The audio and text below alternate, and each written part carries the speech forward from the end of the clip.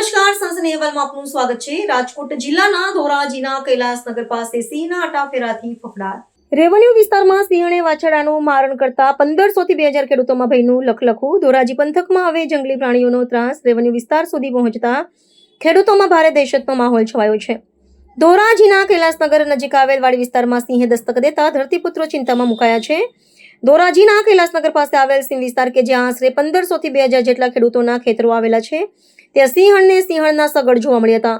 ખાસ કરીને તોરણિયા અને મોટી પરબડીને જોડતો રાજમાર્ગ પણ અહીંથી પસાર થાય છે, જેથી આ વિસ્તાર સતત ધમધમતો રહે છે। તેમ છતાં જંગલી જાનવરો હવે માનવ વસાહત અને ખેતરો તરફ વળતા ખેડૂતો માટે ખેતી કરવી મુશ્કેલ બની રહી છે। આ વિસ્તારમાં આવેલી મહેશભાઈ હિરપરાની વાડીમાં એક સિંહણે ત્રાટકીને વાછરડાનું મારણ કર્યું હોવાની ઘટના સામે આવી છે। ભરવસ્તી અને ખેતીલાયક વિસ્તારમાં સિંહણે મારણ કરતા આસપાસના ખેડૂતોમાં ભયનું મોજું ફરી વળ્યું છે। રાત્રિના સમયે પિયત કરવા જતા ખેડૂતો હવે જીવના જોખમે ખેતરે જવા મજબૂર બન્યા છે। રેવન્યુ વિસ્તારમાં સિંહની ચહલપહલ વધતા સ્થાનિક ખેડૂતોમાં રોષ અને ડર બંને જોવા મળી રહ્યા છે। ખેડૂતોએ વન વિભાગને ઉગ્ર રજૂઆત કરતા માંગ કરી છે કે તાત્કાલિક ધોરણે પાંજરા મૂકીને આ સિંહ અને સિંહણને પકડી પાડવામાં આવે, જેથી કોઈ મોટી જાનહાનિ કે પશુધનનું નુકસાન અટકાવી શકાય।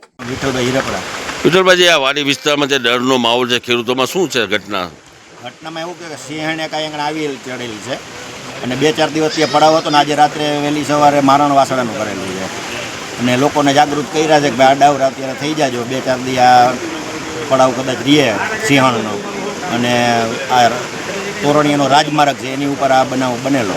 શું કહેશો, ફોરેસ્ટ ખાતાને શું કાર્યવાહી કરવામાં આવી?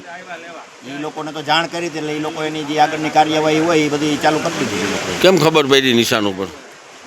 વાડીએ વાસણો મરેલો પડ્યો હતો ને એના સગડ નાનીને જોયું હોય એના હિસાબે ખબર પડી કે ભાઈ આ જનાવર છે ગમે। ખેડૂતોમાં કેવું ડરનો માહોલ છે?